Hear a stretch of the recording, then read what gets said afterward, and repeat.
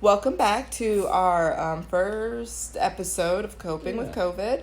And so this discussion that we're going to have today is going to be about sleep. So I'm accompanied by Dr. Ryan Hernandez, sleep expert, as well as Chaplin Byers, your Tiger team. So sleep is honestly one of those huge problems that is very common amongst just about anybody. It's very common in the military, especially with all the movement, different sleep patterns, different schedules, change, shifts, and all of that. Sleep is usually the number one thing that brings people into my office, at least. And that's usually their body's way of telling them that something is wrong. And so just want to take this as an opportunity to discuss maybe some ways to improve that, or maybe what your body is actually trying to tell you. One of the ways that we were doing this before COVID, or one of the ways that I was addressing sleep concerns before COVID, was an actual sleep group. And in that we did a lot of some type of cognitive behavior therapy, which is basically talking about programming and different ways that you can change your mind through your behaviors and your thoughts and your feelings, and how they all kind of interrelate and connect. Okay, and so while I have everybody here, I want everybody's opinion on, or their experience that they have with sleep. So how is sleep for you right now, Chaplin? Well, Sabrina, that's an excellent question. And I agree with you 100% that sleep is a big part of our lives.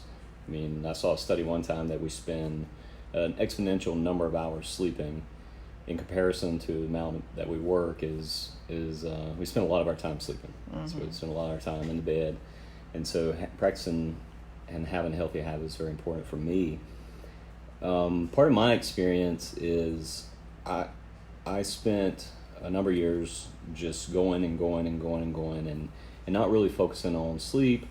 I was young, and probably when I'm in my 20s and 30s, I had so much energy that it didn't matter if I got 3, 4, 5 hours of sleep. I'd get up the next day and just continue to drive on, charge on, and that was a normal routine for me. Well, after going through some experiences and really after my last deployment, I really started experiencing a great deal of anxiety and very much so trouble sleeping, which then caused me to be really drowsy throughout the day. And so, I shouldn't have been experiencing those at the time, because it was a season of my life where I was in a position that didn't have a lot of stress, and it should have been more laid back. But in my mind, something was happening. So I sought the services of Embedded Behavioral Health and started getting some counseling. I did a sleep study, and come to find out I was having trouble staying asleep. And through a series of learning about techniques on sleep hygiene and things that I'll talk about at a different point with practicing my faith and spiritual meditation, I began to develop some really healthy sleep habits that now leads to having great sleep hygiene, a good night's sleep, and then being more energetic the next day through all that. So it's a lot said. I know it's a long answer for a short question. No, but I think you hit on a lot of good points on there, especially that when you're younger, well, for me anyways, when I was younger, and as you mentioned, sleep wasn't a huge, important part of my life. Mm-hmm. I could stay, especially when I was in college, I could stay up all night, maybe pull an all-nighter or whatever I was doing, and still wake up in the morning, go to school, and not really get like 1 or 2 hours of sleep, and I really cared less. But sleep really became important to me towards the end of my college years, and that was when I was getting a lot of sleep. And sleep was really good for me, and I think my mother thought that something was wrong with me. I would go to class and just sleep. Like, after I came out from class, I would sleep all the time. I would wake up, maybe eat. My roommate had to wake me up to eat.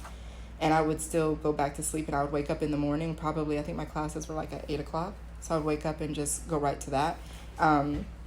Didn't really have any problems. Didn't change any of that behavior until shortly after I got out of college. And I could not sleep so much. And that was when I actually ended up seeing, and I was also having some other issues. And so that is when I also sought therapy shortly after college. It was a huge transition for me leaving college. And I had to actually develop a huge schedule, an actual sleep schedule for myself. Because I had done it so long that I had actually trained myself to get that much sleep. And I hear a lot of people talk about now, especially, how they don't get enough sleep, and I'm the exact opposite. I get too much sleep unless if I stay on a consistent schedule. And by a consistent schedule, my bedtime every night is usually 9:30. Maybe if I'm feeling froggy, I'll stay up till 11. But I still wake up every morning at least 5:30, and that's when my first alarm goes off. And I may stay in the bed and just chill, but I have about 5 alarms between 5:30 and 6:30 to make sure that I'm up. Because if I stay in the bed and I'm asleep, I mess up my schedule. Yeah, and I think that's something that, Sabrina, as you brought up a great point, that people like me who was not getting enough sleep throughout the night is usually what we hone into as military men and women and spouses. Not just, I'm just not getting enough sleep, but then there's also the audience that's getting too much sleep. And so these are both healthy conversations to have. And you have to recognize the signs that are out there that your spouse is telling you. Are you irritable throughout the day, or are your soldiers telling you this, or your battle buddies giving you some of these things that are showing you that you do not have healthy sleeping patterns. Right. I think that's important too. Like you said, and this is kind of going to bring me over to Ryan. It's just about long hours, knowing that you potentially need help, or that you should, but you really don't take the time out. And so this brings me up to those that are at home with children, and how exactly are you maintaining maybe your awesome sleep schedule that I know you have, Ryan? And what does that look like for you? So I'm going to talk about that probably in two different ways. So I think the first part is just thinking about what it's like for individuals with kids, because sleep schedules would be amazing. I'd be so happy if there was a schedule that my kids stuck to, but especially with a brand new baby, there is no such thing as a schedule. And when you say brand new, how old? Oh God, you did this to me earlier. I did. It's like 10 weeks. Okay. He's over 2 months. Good general land. Miss Hernandez, are you listening to this? I'm sure that he's somewhere in there. He's not a year old yet. So, but just thinking about the toll that takes on you, kind of sporadic sleep, just waking up all hours of the night, those kinds of things that can really affect you, because we're talking so much about how integral regular sleep is, that it really is changing your brain when you keep patterns up. And so if you're sleeping too much or too little, those things are not going to help you have healthy habits, and it's going to affect your functioning. And it's kind of just about finding what your body needs. So I guess that'll bring me to myself. I'm an individual that I guess doesn't need as much sleep. So I can function just fine off of 5 hours of sleep. But I know that like 6.5 is like my sweet spot. And so, I'm able to stay up longer. But I know that about my body. And then, with my kids, sometimes I'll stay up, and then my daughter was sick one night. And so as I was getting ready to go to bed, she's up and throwing up, and I'm having to change her covers and all those things. And, and then she's up, every 15 minutes because she's not feeling good. So by the time I actually get into bed, it's about, 3 a.m, and I still have to get up. They wake up every 15 minutes when they're not feeling good? I don't have any kids, for those who don't know, but my goodness. My daughter does. That's a regular thing for her when she's really sick. So she'll get up every 15 minutes. And so, it's... do that. You have to care for your children. Well, I know that, but every 15 minutes I just figure they may get up and throw up, and then they go back to bed. Maybe. Till the end, till the next morning, I just, yikes. No, and so, once she went to bed at around 3, she was in bed. But, at 3 o'clock, if you're getting up at 5 or 6. Right. And my kids don't sleep past, like my son was up today at 6. So I was up at 6, even though I went to bed at like 12:31. Oh my goodness. So it's just a regular thing, and so obviously there are seasons in your life that will happen. Maybe you have to pull CQ, or maybe you have to go to the field and work an odd shift. or some people work shifts that rotate all the time. I worked at Fort Gordon before this, and a lot of people were on shifts where they would have a morning, then they do mids, and then they do nights with every month they were changing, right. which is really tough on your body. So what would you recommend for people like that? I think the biggest thing is just trying to make the best quality sleep that you can. Obviously, the ideal is having a structure. If you can stay to that sleep schedule, do it. Know that sometimes you can't, and not beating yourself up for it, but trying to compensate for that, and then knowing what the outcome of that is. So you might be more on edge. I mean, there's been times when I didn't get much sleep, and I've been really frustrated with my kids, and it's not how I like to parent, but it is just a facet of when you're tired, when you're using a lot of your energy, you are going to be more on edge, and it's going to be harder for you to, I guess, deal with things that are normally fairly easy.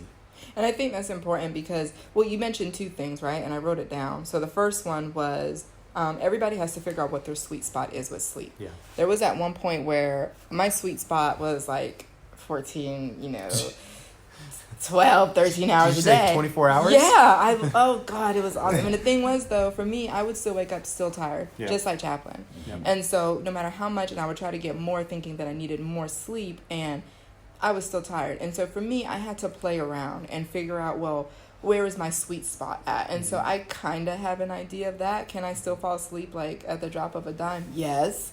Yeah. But I know where I kind of in between what I need to get.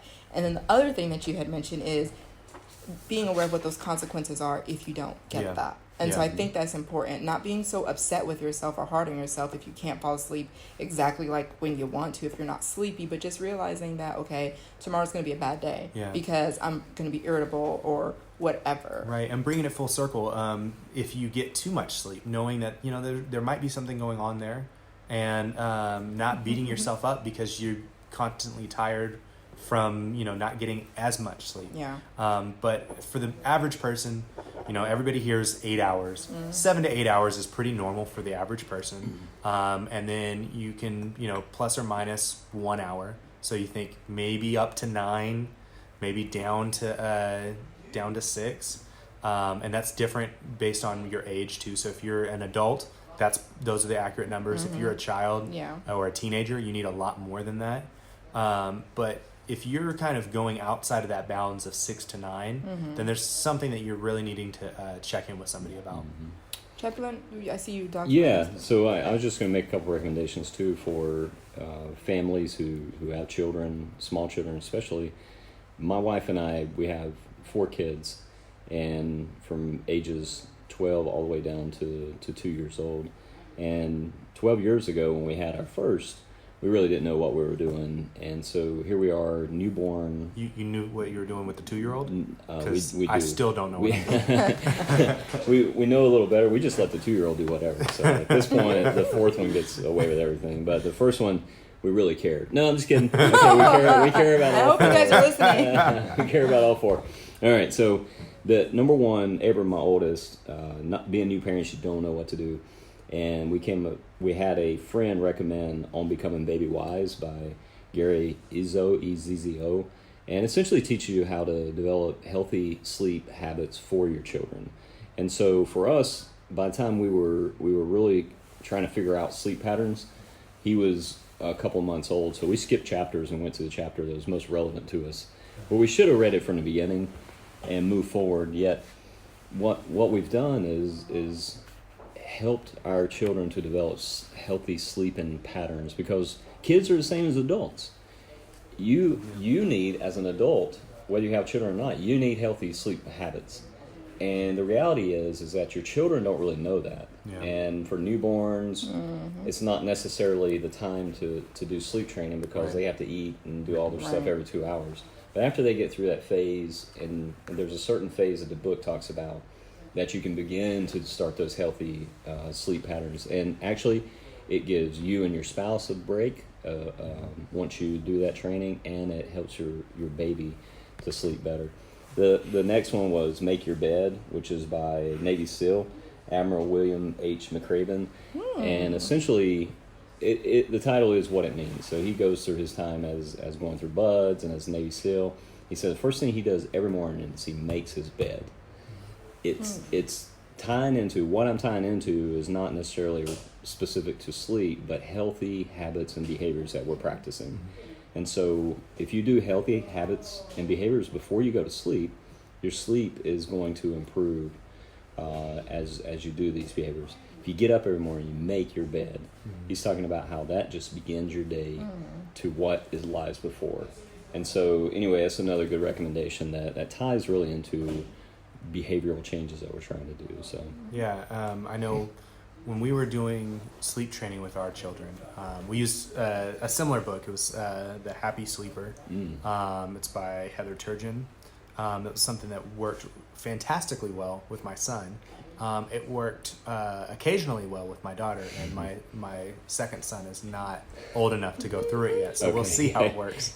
But I think that this is just a byproduct of my daughter. You mean every child's different? It's weird. It almost is like every child is different. But because they are. I was saying you guys are talking a whole different language. There's actually a thing called sleep training. Yeah, like it's so actually. So here's the thing. Welcome to the world. Well, of sleep thank training. you. So sleep training. There's lots of different ways. So some people For adults. just let their kids sleep. However, they don't have a bedtime. That makes sense. Some people are just baby led. So when their baby shows that they want to go to sleep, they let them go to sleep. On the other end, there's people that are really structured. They said this is the time you sleep, and they just let their baby cry until it goes to sleep. So the cry it out method. So there's different approaches. Gotcha. The one that I used somewhere in the middle, because it structured it, but it was also still sort of baby led. But I think the biggest thing that I took from that, because I was in graduate school when my son was born, and so I was working with patients and helping people with sleep difficulties while at the same time going through a parallel process with my son, was seeing how applicable baby sleep principles are to everyone. This looks like a good time to end today's discussion. Hope you enjoyed it. Tune in next week for another episode with your Tiger Team, as we continue with our series, Coping with COVID.